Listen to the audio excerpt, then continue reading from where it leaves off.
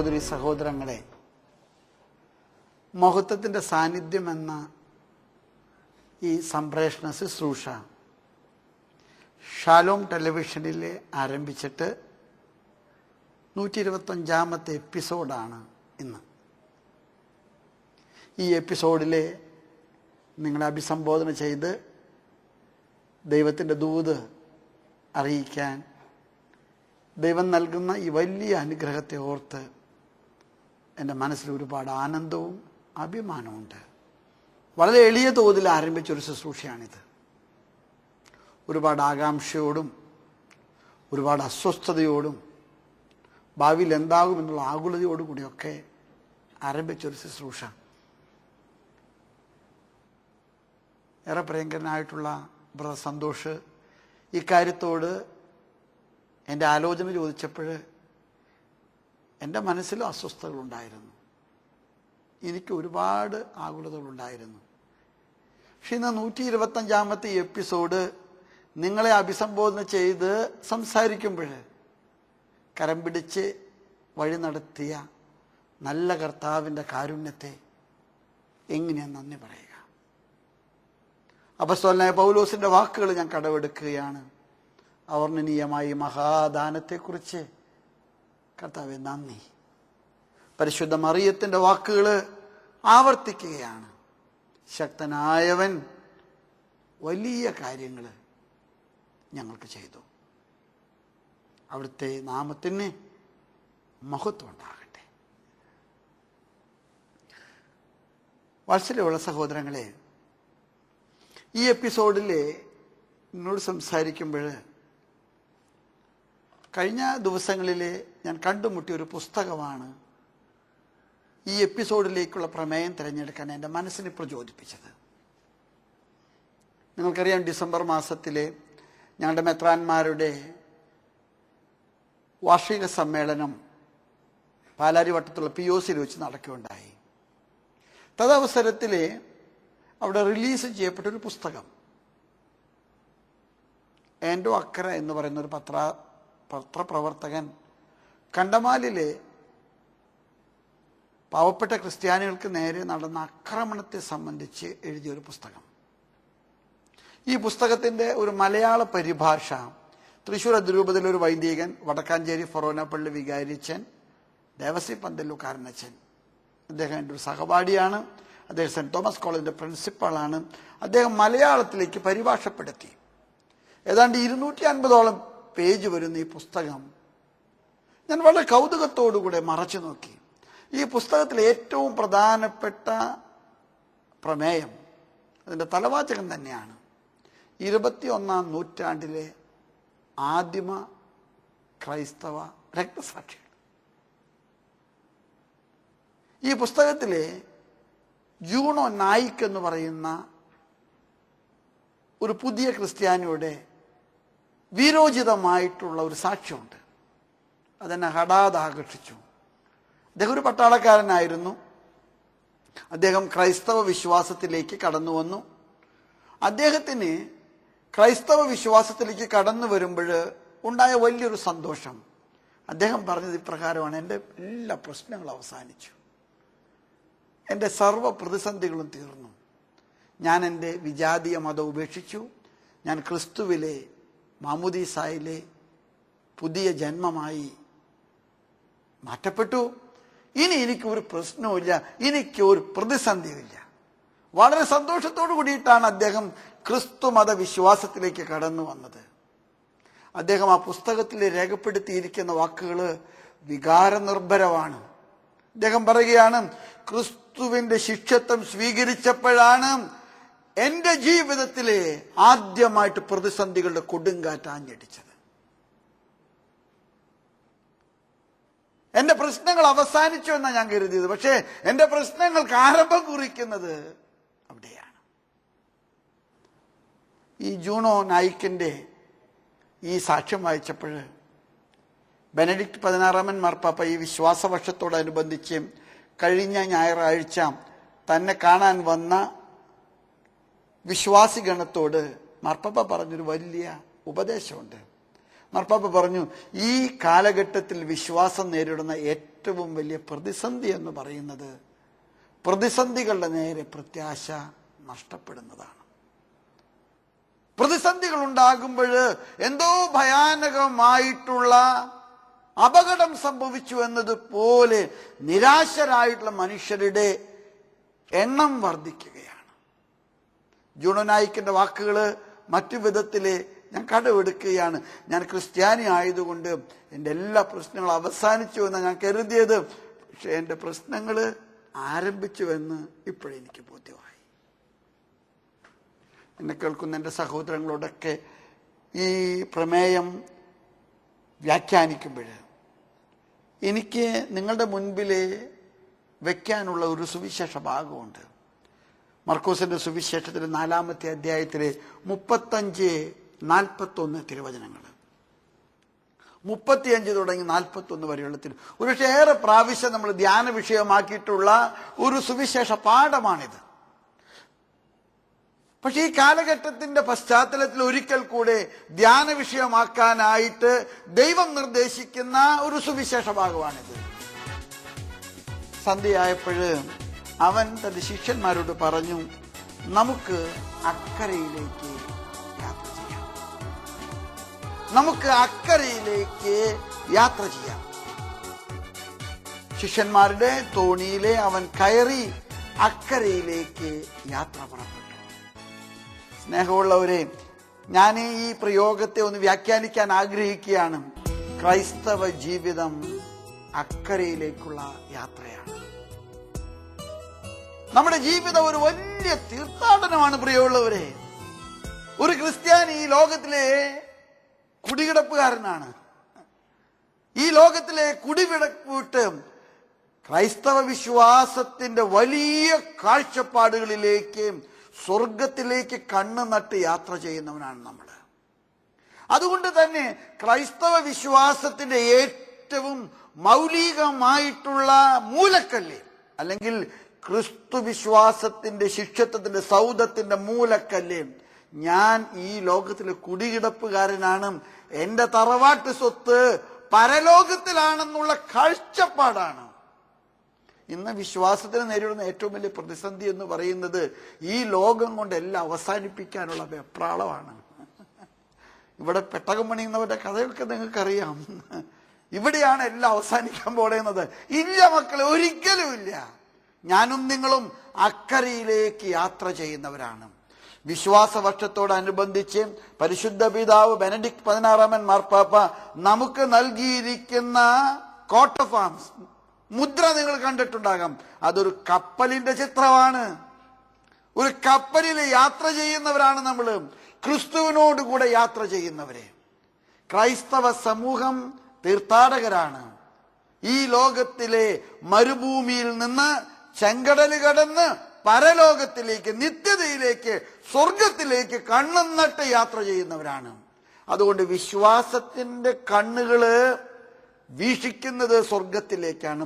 സ്വർഗത്തെക്കുറിച്ചുള്ള ചിന്തകളില്ലെങ്കിൽ പിന്നെ ഈ ലോക ജീവിതത്തിന് ലക്ഷ്യമില്ല. ഈ ലോക ജീവിതത്തിന്റെ ലക്ഷ്യം സ്വർഗമാണ്. സ്വർഗം അവിടെ എത്തിച്ചേരാനുള്ള ആഗ്രഹമില്ലാത്തവന് ഈ ലോകം ഒന്നുമല്ല. ഈ ലോകത്തിലെ വെല്ലുവിളികൾക്ക് അർത്ഥമില്ല. ഈ ലോകത്തിലെ പ്രതിസന്ധികൾക്ക് അർത്ഥമില്ല. ഈ ലോകത്തിലെ ബുദ്ധിമുട്ടുകൾക്ക് അർത്ഥമില്ല. ഞാനും നിങ്ങളും അക്കരയിലേക്ക് യാത്ര ചെയ്യുന്നവരാണ്. ഈ സുവിശേഷത്തിലെ 2-ാമത്തെ വാക്കുകൾ ഞാൻ വ്യാഖ്യാനിക്കാൻ ആഗ്രഹിക്കുകയാണ്. അപ്പോൾ വലിയൊരു കൊടുങ്കാറ്റുണ്ടായി. എത്രയോ മനോഹരമായിട്ടുള്ള ഒരു പ്രയോഗമാണ്. അപ്പോൾ വലിയ ഒരു കൊടുങ്കാറ്റുണ്ടായി. സ്നേഹമുള്ളവരെ, ജൂണോ നായിക്ക് പറഞ്ഞു വളരെ സത്യമാണ്. ഞാൻ ക്രിസ്ത്യാനിയായപ്പോഴെല്ലാ പ്രശ്നം തീർന്നെന്നാണ് വിചാരിച്ചത്. എൻ്റെ മാമോദീസ എനിക്ക് വലിയ ആഹ്ലാദം നൽകി.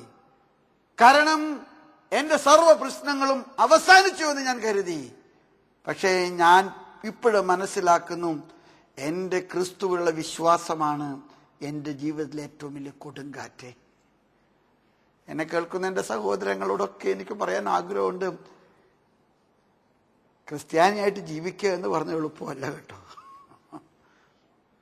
എളുപ്പമല്ല. പലരുടെയും ധാരണ ക്രിസ്ത്യാനിയായി കഴിഞ്ഞാൽ എളുപ്പമാകുമെന്ന. ഒന്നുമല്ല. ക്രിസ്ത്യാനിയായിട്ട് ജീവിക്കുന്നവൻ കൊടുങ്കാറ്റുകളുടെ നട്ടുവിലാണ്. കാറ്റുപിടിച്ച പായക്കപ്പലാണ് ക്രൈസ്തവ വിശ്വാസം എന്ന് തിരിച്ചറിയുക. വെല്ലുവിളികളുടെ നടുവിലാണ്. ഈ ലോകത്തിന്റെ സുഖങ്ങളും ജഡത്തിന്റെ മോഹങ്ങളും പിശാചിന്റെ പ്രലോഭനങ്ങളും ആസക്തികള്, ഇതിന്റെ ഒക്കെ കൊടുങ്കാറ്റ് ആഞ്ഞടിക്കുന്ന ഒരു പായക്കപ്പലാണ് ക്രൈസ്തവ വിശ്വാസം. ഈ പായക്കപ്പലിന്റെ നടുവിലാണ് ഞാനും നിങ്ങളും തീർത്ഥാടനം ചെയ്യുന്നത്. അതുകൊണ്ട് പ്രതിസന്ധികളില്ലാത്ത ഒരു ക്രൈസ്തവ വിശ്വാസത്തെക്കുറിച്ച് സ്വപ്നം കാണുന്നവരെല്ലാവരോടും എനിക്ക് പറയാനുള്ളത്, നിങ്ങൾ ക്രിസ്ത്യാനികളല്ല. സങ്കടങ്ങള്, വേദനകള്, ദുഃഖങ്ങള്, ദുരിതങ്ങള്, ഇതെല്ലാം നമ്മുടെ ജീവിതത്തിലെ വിശ്വാസത്തെ ഉറപ്പിക്കാനുള്ള ഉപാധികളാണെന്ന് നിങ്ങൾ തിരിച്ചറിയുക. ഈ കൊടുങ്കാറ്റുണ്ടായപ്പോഴെന്താ സംഭവിച്ചത്? ഈ വെള്ളത്തിലേക്ക് വെള്ളം ആഞ്ഞടിച്ചു. വള്ളത്തിന്റെ ബാലൻസ് തെറ്റുന്നത് പോലെയുള്ള ജീവിതം, പാളം തെറ്റുന്നത് പോലെയുള്ള അനുഭവം. എല്ലാവരും ഭയപ്പെട്ടു എന്നാണ് പറഞ്ഞത്. ഇവിടെ നമുക്ക് രസം നൽകുന്ന ഒരു പരാമർശനമുണ്ട്. അപ്പോൾ അവൻ അമരത്ത് തലയണ വെച്ച് ശാന്തമായിട്ട് ഉറങ്ങി. അപ്പോൾ അവൻ അമരത്ത് തലയണ വെച്ച് ശാന്തമായിട്ട് ഉറങ്ങി. ഈ ശിഷ്യന്മാര് മഹാസൂത്രക്കാരായിരുന്നു.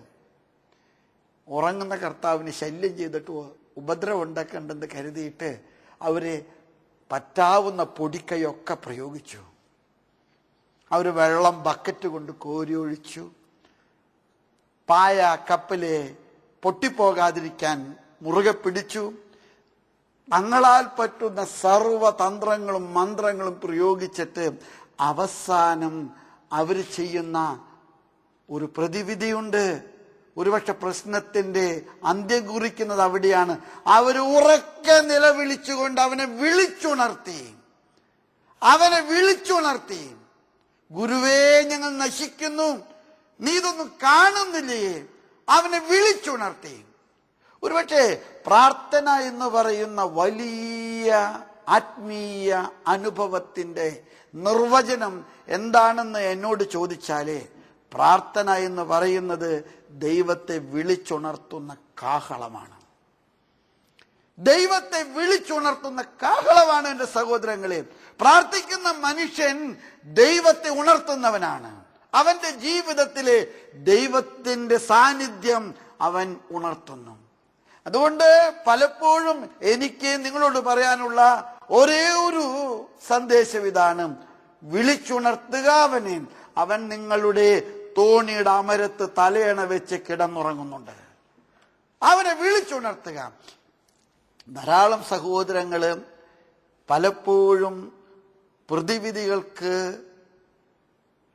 പുറത്തു പോയിട്ട് അന്വേഷിക്കാറുണ്ട്. മന്ത്രവാദത്തിനും ലോട്ടറിക്കും മദ്യപാനത്തിനും ഒക്കെ പോകുന്ന ധാരാളം പേരുണ്ട്. എന്നെ കേൾക്കുന്ന നിങ്ങൾ തന്നെയുണ്ട്.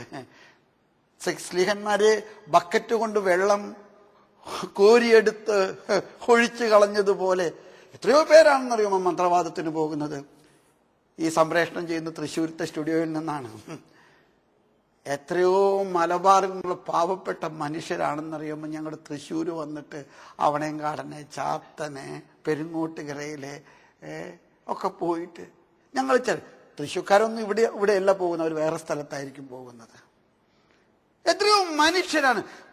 മനസ്സിലാക്കുക നിങ്ങൾ, നമ്മുടെ ജീവിതത്തിന്റെ തോണിയിലാണ് കർത്താവ് കിടന്നുറങ്ങുന്നത്. നമ്മുടെ കുടുംബത്തിന്റെ നടുവിലാണ് കർത്താവ് ഉറങ്ങുന്നത്. നമ്മുടെ സമൂഹത്തിന്റെ നടുവിലാണ് കർത്താവ് സന്നിഹിതനായിരിക്കുന്നത്. അവിടുത്തെ വിളിച്ചുണർത്താൻ നമുക്ക് കഴിയട്ടെ. അവിടുത്തെ വിളിച്ചുണർത്താൻ നമുക്ക് സാധിക്കട്ടെ. കർത്താവ് ഉണർന്ന ശേഷം ശിഷ്യന്മാരോട് ചോദിച്ചൊരു ചോദ്യമുണ്ട്. ഭോഷന്മാരെ, നിങ്ങൾ ഭയപ്പെട്ടു പോയോ? സത്യം പറഞ്ഞാൽ ഇതിലും വലിയൊരു തമാശ ഈ കാലഘട്ടത്തിൽ ഞാൻ കേട്ടിട്ടില്ല. ഭോഷന്മാരെ, നിങ്ങൾ ഭയപ്പെട്ടു പോയോ? നിങ്ങൾ ഭയപ്പെട്ടു പോയോ? നിങ്ങൾ എന്തിന് നിരാശപ്പെടുന്നു? ഇതൊക്കെ സംഭവിക്കുന്നത് എന്തുകൊണ്ടാണെന്ന് നിങ്ങൾക്ക് തിരിച്ചറിയാൻ കഴിവില്ലേ? അവൻ കടലിനെ ശാസിച്ചു, കടൽ ശാന്തമായി. അവൻ ശാസിച്ചത് കടലിനെ മാത്രമല്ല, അവൻ ശിഷ്യന്മാരെ ശാസിച്ചു. അവൻ പറഞ്ഞു, നിങ്ങൾ എന്തുകൊണ്ട് ഭയപ്പെട്ടു പോയി? നിങ്ങൾ ഭയപ്പെടാൻ പാടില്ല. സ്നേഹമുള്ള ഒരു വിശ്വാസ ജീവിതത്തിന്റെ ഏറ്റവും വലിയ കാഴ്ചപ്പാട് പ്രത്യാശയാണ്. കുറച്ച് നാളുകൾക്ക് മുൻപ് ഞാൻ ഒരു രൂപതയിൽ വൈദികരെ ധ്യാനിപ്പിക്കുമ്പോൾ വളരെ ചെറുപ്പക്കാരനായിട്ടുള്ള ഒരു അച്ഛൻ, കാണാൻ വളരെ സുമുഖനായൊരച്ഛൻ, ഒരുപാട് പഠിപ്പുള്ളൊരച്ഛൻ, അച്ഛനെ കുറിച്ച് ഒരുപാട് മോഹങ്ങള് സ്വപ്നങ്ങള് രൂപതയ്ക്കുണ്ട്. അദ്ദേഹം കണ്ണുനീരോടുകൂടെ എന്നോട് പറഞ്ഞു, പിതാവേ എനിക്ക് വേണ്ടി പ്രാർത്ഥിക്കണം. ഞാൻ ചോദിച്ചു, ഞാൻ പ്രാർത്ഥിക്കുന്നുണ്ടല്ലോ. അദ്ദേഹം പറഞ്ഞു, വൈദിക വൃത്തിയിൽ പിടിച്ചു നിൽക്കാൻ കൃപയ്ക്ക് വേണ്ടി പിതാവ് പ്രാർത്ഥിക്കണം. ഞാൻ ഒരുപാട് പരീക്ഷിതനാണ്, ഞാൻ ഒരുപാട് പ്രലോഭനങ്ങളുടെ നടുവിലാണ്. എന്നാണോ ഈ മൺപാത്രത്തിലെ നിധി താഴെ വീണ് തകർന്നു പോകുന്നത് എന്ന് ഞാൻ ഭയപ്പെടുന്നു. പിതാവ് എനിക്ക് വേണ്ടി പ്രാർത്ഥിക്കണം. ഞാൻ ആ വൈദികനെ ചേർത്ത് പിടിച്ചിട്ട് കരങ്ങൾ ശിരസിൽ വെച്ചുകൊണ്ട് അദ്ദേഹത്തോട് പറഞ്ഞു, കുഞ്ഞെ മനസ്സിലാക്കുക, നീ പീഡിപ്പിക്കപ്പെടുമ്പോൾ, നീ പരീക്ഷിക്കപ്പെടുമ്പോൾ കർത്താവ് നിന്റെ കൂടെയുണ്ടെന്ന് തിരിച്ചറിയുക. കർത്താവ് നിന്റെ പൗരോഹിത്യ ജീവിതത്തിന്റെ തോണിയില് അമരത്ത് തലയണ വെച്ച് കിടക്കുന്നുവെന്ന് നീ തിരിച്ചറിയുക. അവിടുത്തെ വിളിച്ചുണർത്തുക, കരം പിടിക്കുക. അവിടുത്തെ കരത്തോട് ചേർത്ത് നീ യാത്ര ചെയ്യുക. ഞാൻ ചിലപ്പോഴൊക്കെ ആളുകളോട് പറയാറുണ്ട്, പ്രാർത്ഥന എന്ന് പറയുന്നത് ദൈവത്തെ വിളിച്ചുണർത്തുന്നതാണ്. എന്റെ ദൈവം എന്റെ കൂടെയുണ്ട്, ദൈവത്തിന്റെ കൂടെയുള്ള എന്റെ തീർത്ഥാടനമാണ് എന്റെ ക്രൈസ്തവ ജീവിതം എന്നുള്ള തിരിച്ചറിവ്. അതുകൊണ്ട് തന്നെ നിങ്ങൾ നിസ്സഹായരാകുമ്പോഴും, നിങ്ങൾ ബലഹീനരാകുമ്പോഴും, നിങ്ങൾ തകർക്കപ്പെടുമ്പോഴും കർത്താവിനെ വിളിച്ചുണർത്താൻ, കർത്താവിന്റെ സാന്നിധ്യം അനുഭവിക്കാൻ, കർത്താവിന്റെ കരം പിടിച്ച് യാത്ര ചെയ്യാൻ, അതിനുള്ള കൃപയ്ക്ക് വേണ്ടി നമുക്ക് പ്രാർത്ഥിക്കാം. മഹത്വത്തിന്റെ സാന്നിധ്യത്തിന്റെ ഈ 125-ാമത്തെ എപ്പിസോഡ്, ഈ ഒരു പ്രമേയത്തിലെ നിങ്ങളോട് സംസാരിക്കാൻ എനിക്ക് കഴിയുന്നതിൽ അഭിമാനമുണ്ട്. ഈ ശുശ്രൂഷ മഹത്വത്തിലേക്കുള്ള വലിയൊരു വിളിയാണ്. മഹത്വത്തിലേക്കുള്ള വിളി കോതമ്പ് മണി നിലത്ത് വീണ് അഴിയുന്നത് പോലെ അഴിയപ്പെടുമ്പോഴാണ്. യോഹന്നാന്റെ സുവിശേഷം 12-ാമത്തെ അധ്യായം 20-ാമത്തെ തിരുവചനങ്ങൾ വളരെ ശ്രദ്ധേയമാണ്. ബെത്സൈദായിൽ നിന്ന് വന്ന ഗ്രീക്കുകാരെ, അപ്പസ്തോലന്മാരെ കൂട്ടുപിടിച്ച് കർത്താവിനെ കാണാൻ അവിടത്തോട് സമയം ചോദിച്ചപ്പോൾ അവിടുന്ന് പറഞ്ഞു, ഇതാ മനുഷ്യപുത്രൻ മഹത്വത്തിലേക്ക് പ്രവേശിക്കാനുള്ള സമയമായിരിക്കുന്നു. The time has come, the Son of Man is entering into his glory. മഹത്വത്തിലേക്ക് മനുഷ്യപുത്രൻ ഇതാ പ്രവേശിക്കാനുള്ള സമയമായിരിക്കുന്നു. എന്നിട്ട് കർത്താവ് മഹത്വം എന്ന മനോഹരമായിട്ടുള്ള സ്വപ്നത്തെക്കുറിച്ച് നിർവചിക്കുന്നുണ്ട്. എന്താണ് മഹത്വം? കോതമ്പ് മണി നിലത്ത് വീണ് എപ്പോഴാണോ അഴിയുന്നത്, അത് ധാരാളം നാമ്പുകൾക്ക് ജന്മം നൽകും. എപ്പോഴാണോ നിങ്ങളുടെ ജീവിതം തകർക്കപ്പെടുന്നത്, ആ തകർക്കപ്പെടുന്ന കല്ലറകളിൽ നിന്നാണ് ഉത്ഥാനത്തിന്റെ കാഹളം മുഴങ്ങുന്നത്. ദുഃഖവെള്ളിയാഴ്ചയിൽ നിന്നാണ് ഉയർപ്പിന്റെ സ്തുതിഗീതം അണപൊട്ടി ഒഴുകുന്നത്. മഹത്വത്തിന്റെ സാന്നിധ്യം നമ്മുടെ ജീവിതത്തിലെ, നമ്മുടെ ചുറ്റുപാടുകളിലെ, നമ്മുടെ സങ്കടങ്ങളിലെ, നമ്മൾ അനുഭവിക്കുന്ന പ്രതിസന്ധികളിലെ കർത്താവിന്റെ സാന്നിധ്യമുണ്ടെന്നുള്ള ഒരു തിരിച്ചറിവിലേക്ക് നിങ്ങളെ നയിക്കാൻ കർത്താവ് കാരണമാകട്ടെ. ഈ ശുശ്രൂഷ അതിനുള്ളൊരു ഉപാധിയാകട്ടെ. ഞാനും നിങ്ങളും അനുഭവിക്കുന്ന സങ്കടങ്ങളിലെ കർത്താവിന്റെ മഹത്വം ഒളിച്ചു വെച്ചിരിക്കുന്നുവെന്ന് തിരിച്ചറിയുക. ദൈവം നിങ്ങളെ അനുഗ്രഹിക്കട്ടെ. ഞാൻ നിങ്ങൾക്ക് വേണ്ടി പ്രാർത്ഥിക്കുന്നു.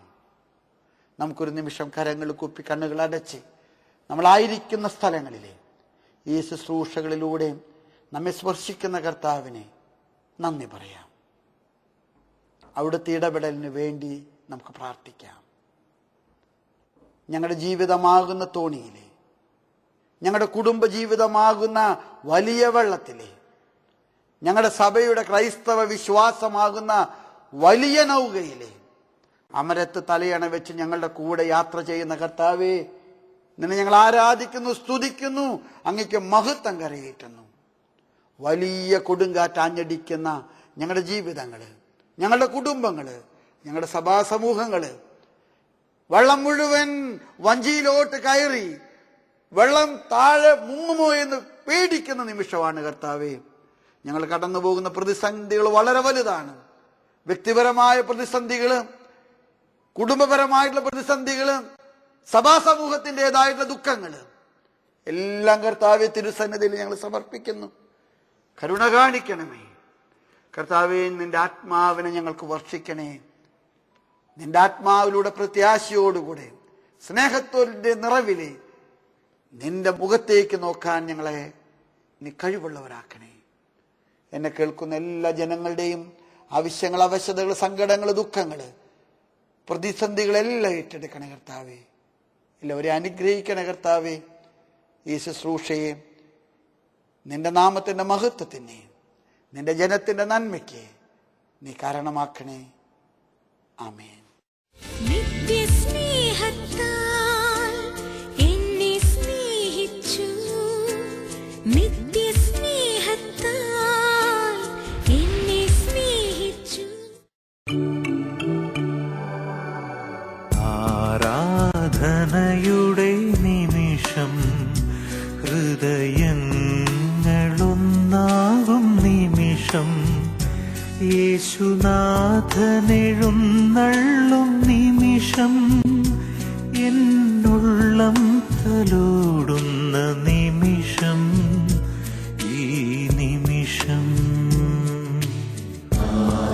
ആരാധനയുടെ നിമിഷം, ഹൃദയങ്ങളൊന്നാകും നിമിഷം. പരിശുദ്ധ പരമ ദിവ്യ കാരുണ്യമേ, ഞങ്ങൾ അങ്ങയുടെ സന്നിധിയിലേക്ക് വിശ്വാസത്തോടെ കടന്നു വന്നിരിക്കുകയാണ്. ഇരു കരങ്ങളും കർത്താവിന്റെ സന്നിധിയിലേക്ക് നമുക്ക് യാചനാപൂർവ്വം തുറന്നു പിടിക്കാം. നീട്ടിപ്പിടിച്ചിരിക്കുന്ന കരങ്ങളിൽ നമ്മുടെ ജീവിതങ്ങളെയും നമ്മുടെ കുടുംബങ്ങളെയും നമ്മുടെ വ്യത്യസ്തമായ നിയോഗങ്ങളെയും ആവശ്യങ്ങളെയും എല്ലാം കർത്താവിന്റെ കരങ്ങളിൽ ഏൽപ്പിച്ച് നമുക്ക് പ്രാർത്ഥിക്കാം. നമ്മുടെ ജീവിതങ്ങൾ സ്വർഗോന്മുഖമായി രൂപപ്പെടുവാൻ കർത്താവ് ആഗ്രഹിക്കുകയാണ്. കർത്താവ് നമ്മുടെ ജീവിതങ്ങളിൽ ശക്തിയോടെ ഇടപെടുന്ന സമയമാണ്. നമ്മുടെ വേദനകളും ദുഃഖങ്ങളും പ്രതിസന്ധികളും തകർച്ചകളും നമ്മൾ അനുഭവിക്കുന്ന പ്രതികൂലങ്ങൾ എന്തുമാകട്ടെ, കർത്താവ് ആ വിഷയങ്ങളിലേക്കെല്ലാം അഭിഷേകത്തിന്റെ ശക്തിയായി കടന്നു വരികയാണ്. പ്രിയ സഹോദര സഹോദരി, ഹൃദയനുറുക്കത്തോടെ യേശുവിനെ വിളിക്ക്, വിശ്വാസത്തോടെ വിളിക്ക്. നിലവിളിച്ച് പ്രാർത്ഥിക്കുന്ന ദൈവമക്കളുടെ നിലവിളിയുടെ മുൻപിൽ കർത്താവ് നിൽക്കും. ഈ സമയം നമ്മുടെ കുടുംബങ്ങൾ അനുഗ്രഹങ്ങളായി മാറിക്കൊണ്ടിരിക്കുക. ഇരു കരങ്ങളും ദിവികാരുണ്യ യേശുവിന്റെ മുൻപിൽ ഉയർത്തിപ്പിടിച്ച് നിങ്ങൾ വിശ്വാസത്തോടെ പ്രാർത്ഥിക്കേ. ഇത് ദൈവം ഇടപെടുന്ന സമയമാണ്. ഇത് അത്ഭുതത്തിന്റെ സമയമാണ്. ഇത് സൗഖ്യത്തിന്റെ സമയമാണ്. ഇത് വിടുതലിന്റെ സമയമാണ്. ദൈവകൃപയുടെ സമൃദ്ധി പെരുമഴ പോലെ പെയ്തിറങ്ങുന്ന സമയമാണ്. യേശുവിനെ വിളിച്ച് പ്രാർത്ഥിക്കുക മക്കളെ. Hallelujah, hallelujah. യേശുവേ രക്ഷകാ, കർത്താവേ നാഥനേ, hallelujah, hallelujah, hallelujah, hallelujah, hallelujah, hallelujah. പൊന്നു കർത്താവേ, ഞങ്ങളുടെ കുടുംബങ്ങളെ അവിടുന്ന് അനുഗ്രഹിക്കണമേ. ഞങ്ങളുടെ തലമുറകളെ അനുഗ്രഹിക്കണമേ. ഞങ്ങളുടെ നിയോഗങ്ങളെ അനുഗ്രഹിക്കണമേ. ഞങ്ങൾ അനുഭവിക്കുന്ന വേദനകള്, തകർച്ചകള്, ദുരിതങ്ങള്, ദുഃഖങ്ങള് കർത്താവേ കൃപയാക്കി മാറ്റണമേ, അഭിഷേകമാക്കി മാറ്റണമേ. അവിശ്വാസത്തിന്റെ മുഖങ്ങള്, സംശയത്തിന്റെ ബന്ധനങ്ങള്, അല്പവിശ്വാസത്തിന്റെ തകർച്ചകളെല്ലാം എടുത്തു മാറ്റി വിശ്വാസം വർദ്ധിപ്പിക്കണമേ, വിശ്വാസം വർദ്ധിപ്പിക്കണമേ. സ്വർഗത്തെ ലക്ഷ്യമാക്കി ജീവിക്കുവാൻ, സ്വർഗോന്മുഖരായി ജീവിക്കുവാൻ, സ്വർഗത്തിൽ നിക്ഷേപം കരുതുന്നവരായി മാറുവാൻ കർത്താവേ കരം നീട്ടി അഭിഷേകം ചെയ്യണമേ. Hallelujah, hallelujah, hallelujah. പിതാവേ നന്ദി, യേശുവേ നന്ദി, പരിശുദ്ധാത്മാവേ നന്ദി. Hallelujah, hallelujah, hallelujah, hallelujah, hallelujah, hallelujah.